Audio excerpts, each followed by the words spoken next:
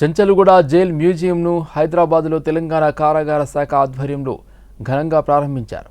ఈ కార్యక్రమానికి శివప్రతాప్ శుక్లా ముఖ్య అతిథిగా హాజరై మ్యూజియాన్ని ప్రారంభించారు. ఈ మ్యూజియంలో జైళ్ల చరిత్ర, ఖైదీల జీవన విధానం, కారాగార సంస్కరణలు, శిక్షా విధానాల్లో వచ్చిన మార్పులను ప్రజలకు తెలియజేసేలా ప్రత్యేక విభాగాలు ఏర్పాటు చేశారు. అదేవిధంగా సందర్శకులు జైలు జీవితం ఎలా ఉంటుందో ప్రత్యక్ష అనుభూతి పొందేలా జైల్ అనుభవం అనే ప్రత్యేక కార్యక్రమాన్ని కూడా రూపొందించారు. అధికారుల ప్రకారం ఈ మ్యూజియం ద్వారా కారాగార వ్యవస్థపై ప్రజల్లో అవగాహన పెరుగుతుందని తెలిపారు.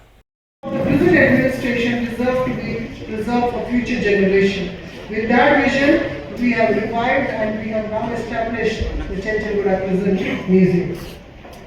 I sincerely acknowledge the efforts of our IG Mulli Babu Garu, DIGs Srinivas and Sampath, then our Superintendent Chenchalgooda, Shivakumar Garu, and all our team who have worked tirelessly, especially since last 2 months, to make it what it is today.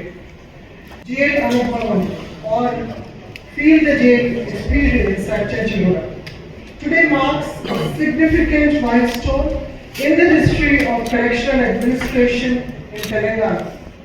With the establishment of this museum, Telangana proudly becomes home to the 5th Beas అధినేత కేసీఆర్ అధ్యక్షతన Erravelli form హౌస్లో కీలక సమావేశం జరిగింది. Party సంస్థాగత మార్పులు, భవిష్యత్ కార్యాచరణపై ఈ భేటీలో స్పష్టమైన దిశానిర్దేశం చేసినట్టు తెలుస్తుంది. రాష్ట్రంలో మారుతున్న రాజకీయ పరిణామాల నేపథ్యంలో పార్టీని గ్రామ స్థాయి నుండి బలోపేతం చేయడంపై కేసీఆర్ ప్రత్యేక దృష్టి సారించారు. ఇందులో భాగంగా సభ్యత్వ నమోదు కార్యక్రమాన్ని వేగవంతం చేయడం, జిల్లా నియోజకవర్గాల వారీగా పార్టీ ఇన్ఛార్జీల నియామకం, అలాగే అంతర్గత కమిటీల ఏర్పాటుపై ఈ సమావేశంలో సుదీర్ఘంగా చర్చించారు. పార్టీ శ్రేణుల్లో కొత్త ఉత్సాహాన్ని నింపడానికి ఈ సంస్థాగత మార్పులు దోహదపడతాయని నాయకత్వం భావిస్తుంది. ఈ సమావేశంలో బీఆర్ఎస్ వర్కింగ్ ప్రెసిడెంట్ కేటీఆర్తో పాటు పార్టీ ప్రధాన కార్యదర్శులు, శాసనసభ, మండలి పక్షాల ప్రముఖ నేతలు పాల్గొన్నారు. హరీష్ రావు, సబితా ఇంద్రారెడ్డి, తలసాని శ్రీనివాస్ యాదవ్, మధుసూదనాచారి, ఎల్ రమణ, పోచంపల్లి శ్రీనివాసరెడ్డి, పార్టీ ప్రధాన కార్యదర్శులు తక్కల్లపల్లి రవీందర్ రావు, పల్లా రాజేశ్వరరెడ్డి, బండా ప్రకాష్ ముదిరాజ్, బి గంగాధర్ గౌడ్, అదేవిధంగా జోగినిపల్లి సంతోష్ కుమార్, నారదాసు లక్ష్మణ్ రావు తదితరులు సమావేశానికి హాజరయ్యారు. ప్రత్యేక ఆహ్వానితులుగా సురేష్ రెడ్డి, మహమ్మద్ ఆలీ, మారెడ్డి శ్రీనివాసరెడ్డి పాల్గొన్నారు. తెలంగాణ మంత్రి పొన్నాం ప్రభాకర్ ప్రధానమంత్రి నరేంద్ర మోదీ పర్యటనపై తీవ్ర విమర్శలు చేశారు. తెలంగాణకు ప్రధానమంత్రి మోదీ వస్తే అభివృద్ధి కార్యక్రమాలు జరుగుతాయని ప్రజలు ఆశించారని, అయితే ఆయన వ్యాఖ్యలు ఆ ఆశలకు విరుద్ధంగా ఉన్నాయని అన్నారు. ప్రధాని పర్యటనలో పెట్రోల్, డీజిల్, బంగారం, వంట నూనె వాడకంపై చేసిన వ్యాఖ్యలు సరైనవా కాదా అన్నది ప్రశ్నార్థకమని పొన్నాం ప్రభాకర్ వ్యాఖ్యానించారు. గౌరవ ప్రధానమంత్రి గారు హైదరాబాద్కు వచ్చిన సందర్భంలో అనేక మంది బీసీ సంఘాల వాళ్ళు భారత ప్రధాని ఏం చేసినారని అడుగుతూ ఉన్నారు.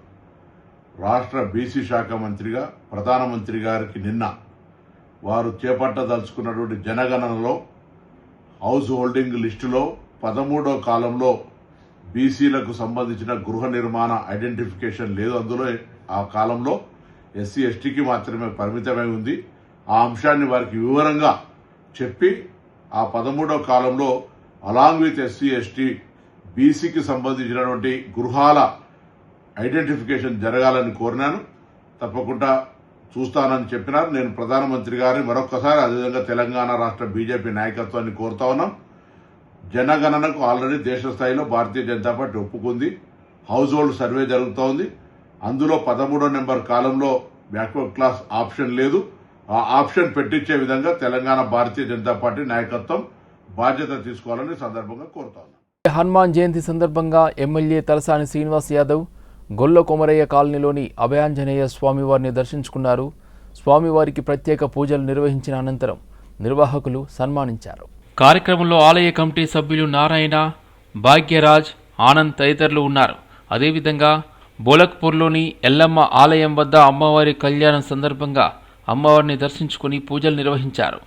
పూజల అనంతరం నిర్వాహకులు ఎమ్మెల్యే తలసాని శ్రీనివాస్ యాదవ్ను సన్మానించారు.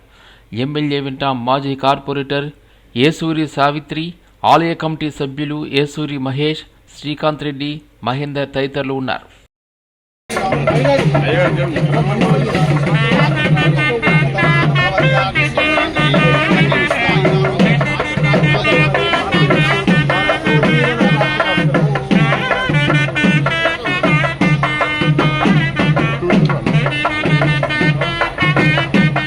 భువనగిరి లోక్సభ సభ్యులు చామల కిరణ్ కుమార్ రెడ్డి నీట్ పరీక్ష రద్దుపై తీవ్ర స్థాయిలో స్పందించారు.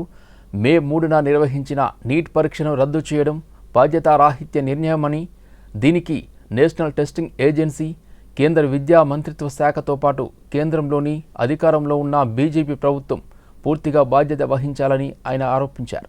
నీట్ ఎగ్జామ్ ఏదైతే రద్దు జరిగిందో మే 3వ తారీఖు జరిగినటువంటి పరీక్షలు రద్దు కావడాన్ని ఇది కేవలం నేషనల్ టెస్టింగ్ ఏజెన్సీ మరియు సెంట్రల్ గవర్నమెంట్ లో ఉన్నటువంటి BJP party, education ministry, central లో ఉన్నటువంటి మినిస్టర్ ఆఫ్ ఎడ్యుకేషన్ దీనికి బాధ్యత వహించాలి.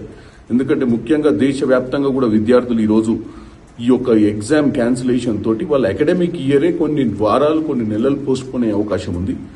ఈ పేపర్ లీక్లు అనేది గతంలో కూడా జరిగినాయి. కానీ భారతదేశ వ్యాప్తంగా కూడా ఎన్నో విషయాల మీద చర్చ చేసే ఈ బీజేపీ గవర్నమెంట్ పాలన మీద చిత్తశుద్ధి లేదు. పాలన మీద చిత్తశుద్ధి ఉంటే ఇలాంటి తప్పులు జరిగే అవకాశమే ఉండదు.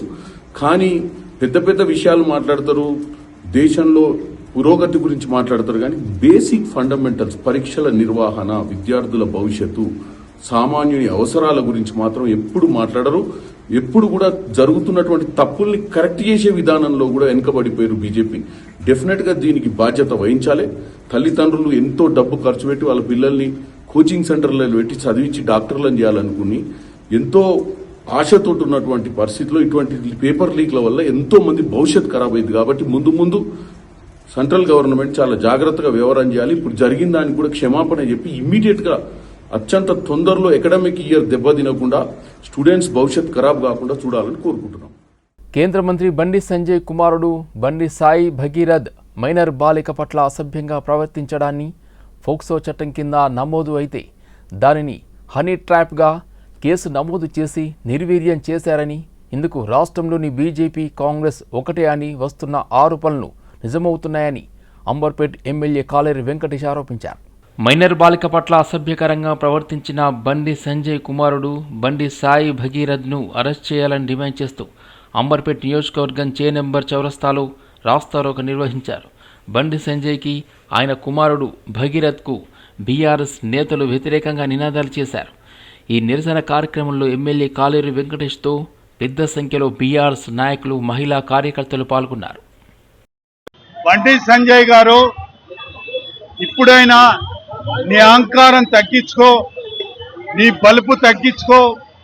4 రోజుల క్రితము నువ్వు ఏ భాష మాట్లాడినావు కేటీఆర్ మీద, కేసీఆర్ మీద, ఆ భాష అహంకారంతో తెల్లారి ప్రొద్దున్నే దేవుడు నీకు తగిన శాస్తి చేసి, తెల్లారి ప్రొద్దున్నే నీ కొడుకు మీద ఒక మైనర్ బాలికను రేప్ చేసినావు అనే సెక్షన్ పెట్టింది. నీవు ఈ రోజుకైనా కూడా బుద్ధి తెచ్చుకొని మాటలు మాట్లాడేటప్పుడు ఇంకిత భావంతో పనిచేయాలని కోరుతున్నాం. అదేవిధంగా రాష్ట్ర పోలీసును, ముఖ్యమంత్రిని మా పార్టీ తరఫున ఒకటి కోరుతున్నాం. నిష్పక్షపాతకంగా ఇన్వెస్టిగేషన్ చేయండి. ఎవరైతే మైనర్ బాలికను రేప్ చేసిండో అతనికి తగిన కారాగార శిక్ష విధించాలని మేము మా పార్టీ తరఫున కోరుతున్నాం. ఈ బండి భగీరథను పేట్ బషీరాబాద్ వాళ్ళు అరెస్ట్ చేయకపోతే, స్టేట్ గవర్నమెంట్ పోలీస్ అరెస్ట్ చేయకపోతే మేము మా పార్టీ వాళ్ళు ఎంత దూరంకైనా పోవడానికి రెడీ ఉన్నాం. న్యాయం కోసం కోర్టులను కూడా మేము ఆశీర్వదిస్తాం. కాబట్టి ఈరోజు రేవంత్ రెడ్డి, బండి సంజయ్ ఏదైతే కుమ్ముక్కైందో అదంతా వదిలిపెట్టి దాదాపు 22 లక్షల మంది విద్యార్థులు హాజరైన నీట్ పరీక్ష మరోసారి ప్రస్తుత విద్యా వ్యవస్థలోని తీవ్రమైన లోపాలను బయటపెట్టిందని, ప్రశ్నాపత్రాల లీకేజీ ఆరోపణలు దేశవ్యాప్తంగా విద్యార్థులు, తల్లిదండ్రుల విశ్వాసాన్ని తీవ్రంగా దెబ్బతీశాయని సిపిఐ నారాయణ వెల్లడించారు.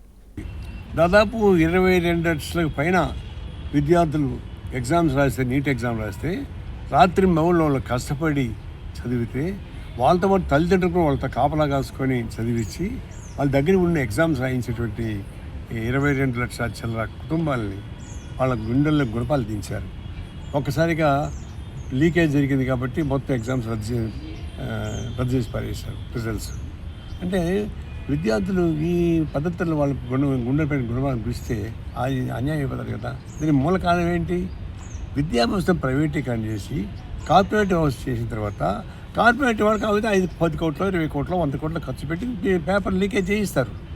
దాని ప్రకారం అయిపోతుంది. అదే గవర్నమెంట్ వ్యవస్థ ఉంటే అంటే కాదు. కాబట్టి ఎప్పుడు విద్యా వ్యవస్థ ప్రైవేట్లో ఉండడానికి వీలు లేదు, గవర్నమెంట్ వ్యవస్థలో ఉండాలా. ఇప్పుడు దీనికి ప్రధాన బాధ్యత వహించాల్సింది ఎవరు? Prime minister, education minister. వీళ్ళు బాధ్యత వహించాలా. ఇట్ ఈస్ ఇన్సల్ట్ అండ్ ఇది part of the prime minister. ఇంతమంది విద్యార్థులకి ఇబ్బంది పెట్టే పద్ధతులు చూస్తున్నప్పుడు మీరు ఏం చేస్తున్నట్టు లెక్క? మరి లీకేజ్ పెడితే వాళ్ళని యాక్షన్ ఏమి తీసుకుంటున్నారు? వాళ్ళు విషయాలు అంటున్నారు. విషయాన్ని ఎప్పుడు జరుగుతుంది? ఇవన్నీ చూస్తే ప్రభుత్వంలో ఉన్న బలహీనత, కార్పొరేట్ సంస్థపై ఉన్న మమకారం, విద్యార్థుల జీవితాలతో చెలగాటవాడినటువంటి ఈ నీట్ వ్యవస్థని మొత్తం చూసి ఈ నీట్ వ్యవస్థతో పాటు ప్రైవేట్ వ్యవస్థని కూడా రద్దు చేసి ప్రభుత్వ ఆధ్వర్యంలోనే ఈ విద్యా వ్యవస్థ ఉండాలని చెప్పేసి కోరుకుంటున్నాను. దేశవ్యాప్తంగా ప్రభుత్వ మెడికల్ కళాశాలల్లో ప్రవేశాల కోసం నిర్వహించిన నీట్ పరీక్షలో రాజస్థాన్లో పేపర్ లీకేజీ జరగడం నేషనల్ టెస్టింగ్ ఏజెన్సీ అధికారుల వైఫల్యమని విద్యార్థి సంఘాల నాయకులు మండిపడ్డారు. మే 3న నిర్వహించిన ఈ పరీక్షకు దేశవ్యాప్తంగా సుమారు 22 లక్షల మంది విద్యార్థులు హాజరయ్యారని తెలిపారు. అనంతరం పేపర్ లీకేజీ కారణంగా పరీక్షను రద్దు చేస్తున్నట్లు అధికారులు ప్రకటించడం పరీక్షా నిర్వహణలో నిర్లక్ష్యానికి నిదర్శనమని విమర్శించారు. మే 3న నిర్వహించిన నీట్ పరీక్ష రద్దుకోవడం అనేది సిగ్గుచేటు. ఇలా నీట్ పరీక్ష నిర్వహణలో నేషనల్ టెస్టింగ్ ఏజెన్సీ వాళ్ళు ప్రతిసారి పూర్తిగా వైఫల్యం చెందుతా ఉన్నారు.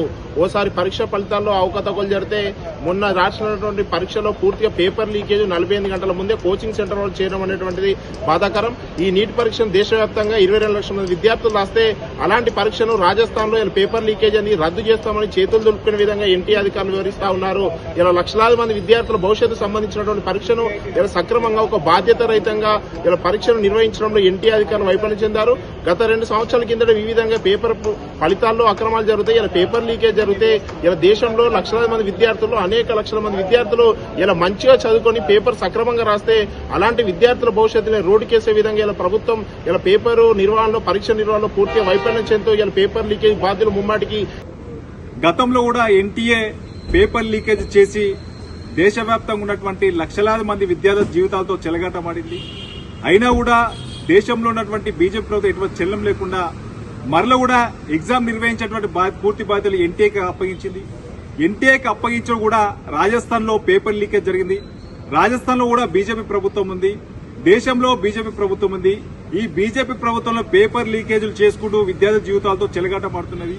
ఈరోజు లక్షలాది మంది విద్యార్థులు అనేక సమయాల్లో వాళ్ళు ఈరోజు కష్టపడి రాత్రింబోలు కష్టపడి వాళ్ళు అనేక సమస్యలు ఎదుర్కొని ఈరోజు నీట్ పరీక్షను రాష్ట్ర తరుణంలో లక్షలాది మంది విద్యార్థి జీవితాలతో చెలగాటమాడినటువంటి ప్రభుత్వం ఏమంటే అది కేంద్రంలోని బీజేపీ ప్రభుత్వం మాత్రమే.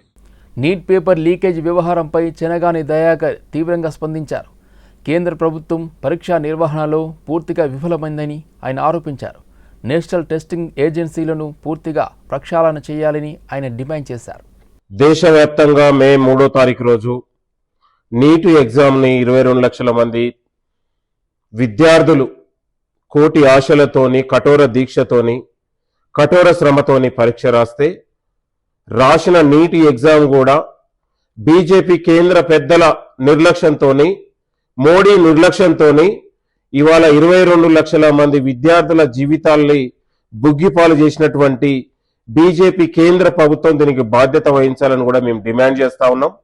ఈరోజు రాజస్థాన్ కేంద్రంగా ఇప్పటికీ ఇదే లాస్ట్ ఇయర్ కూడా నీట్ ఎగ్జామ్ కు ఇవాళ లీకేజీకి పాల్పడినా కూడా ఇవాళ ఎన్టీఏని పూర్తిగా ప్రక్షాళన చేయకుండా విద్యార్థుల జీవితాలతోని ఈరోజు బీజేపీ నరేంద్ర మోడీ ప్రభుత్వం చెలగాటమాడుతుందనడానికి ఇది ఒక నిదర్శనం అని కూడా మేము కోరుతా ఉన్నాం. నీట్ లీకేజీ వెనక కేంద్ర ప్రభుత్వ పెద్దల హస్తం ఉంది. దీని వెనక ఉన్నటువంటి అనేక అక్రమార్కులు లక్షల కోట్ల రూపాయల దండుకొని ఇవాళ అనేక మంది విద్యార్థుల జీవితాలతో చెలగాటమాడుతా ఉన్నారు. ఇవాళ 22 లక్షల మంది విద్యార్థుల జీవితాలకు నరేంద్ర మోడీ గారు సమాధానం చెప్పాలి, అమిత్ షా గారు సమాధానం చెప్పాలని కూడా డిమాండ్ చేస్తా ఉన్నాం. అల్వాల్ సర్కిల్ వెస్ట్ వెంకటాపురం వెంకటేశ్వర నగర్ కాలనీలో వెలిసిన శ్రీ ప్రసన్నాంజనేయ స్వామివారి ఆలయంలో హనుమాన్ జయంతి ఉత్సవాలు ఆలయ కమిటీ సభ్యుల ఆధ్వర్యంలో ఘనంగా నిర్వహించారు. ఈ సందర్భంగా ఆలయ అర్చకులు ప్రత్యేక పూజలు నిర్వహించారు. భక్తులు పెద్ద సంఖ్యలో పూజా కార్యక్రమాల్లో పాల్గొన్నారు. ఈ సందర్భంగా బైకన్ సత్యనారాయణ ఆధ్వర్యంలో భక్తులకు అన్నప్రసాద వితరణ కార్యక్రమం చేపట్టారు. ఈ కార్యక్రమంలో ఆలయ కమిటీ అధ్యక్షులు టి కమలయ్య, ఉపాధ్యక్షులు కె రంగారావు, కోశాధికారి సి మోహన్ తదితరులు పాల్గొన్నారు.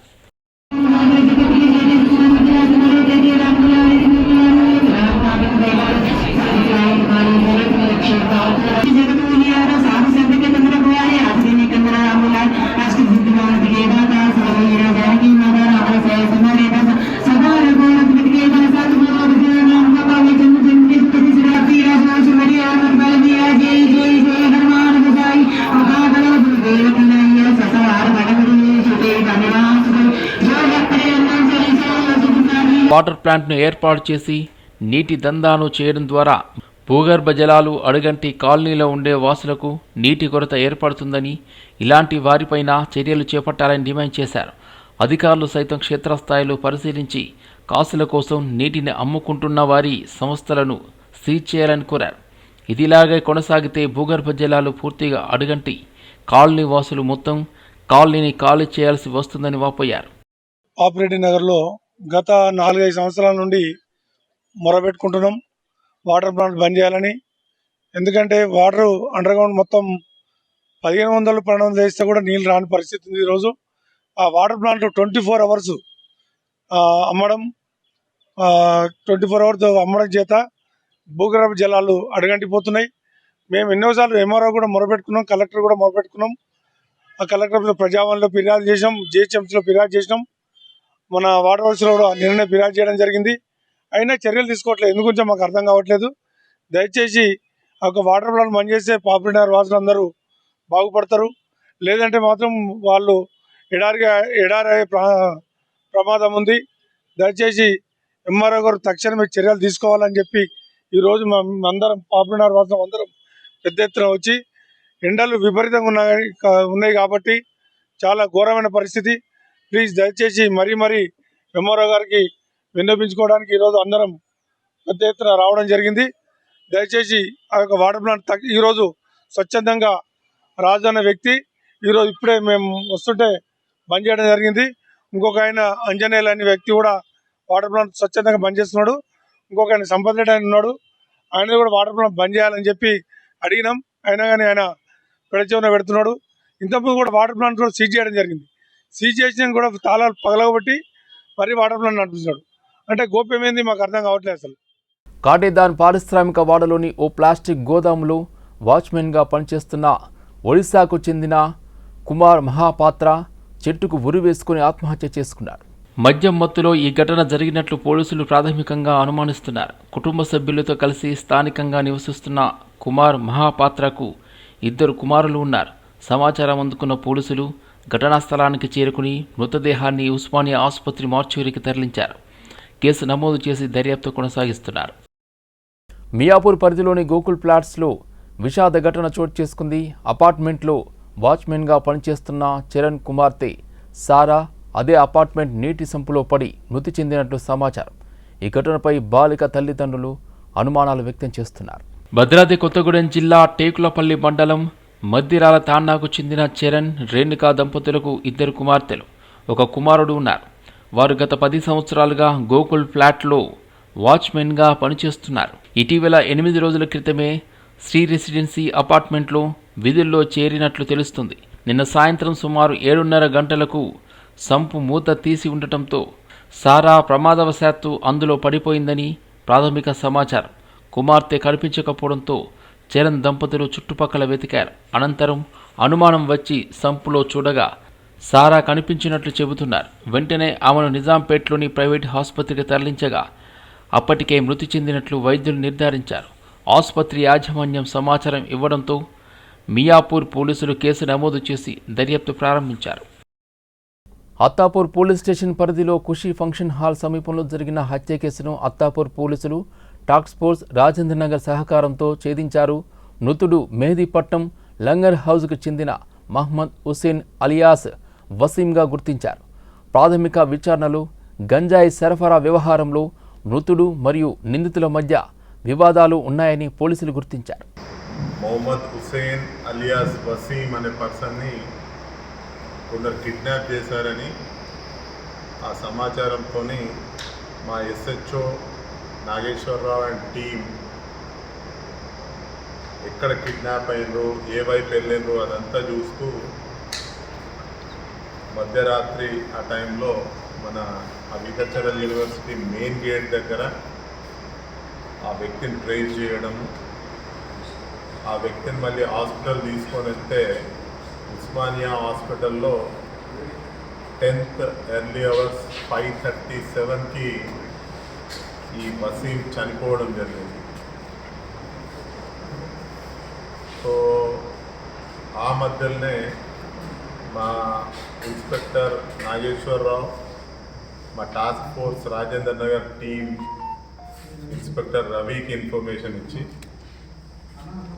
ఒక 3 స్పెషల్ టీమ్స్ ఫామ్ అయ్యి ఆ సీసీటీవీలన్నీ జల్లెడబట్టడం, అదేవిధంగా ఈ వసీం ఎవరైతే ఉన్నారో అతని ఫోన్ని ఆయనకి ఎక్కడెక్కడి నుంచి కాల్స్ వచ్చింది, ఎవరు కాల్ చేశారో మొత్తం కూడా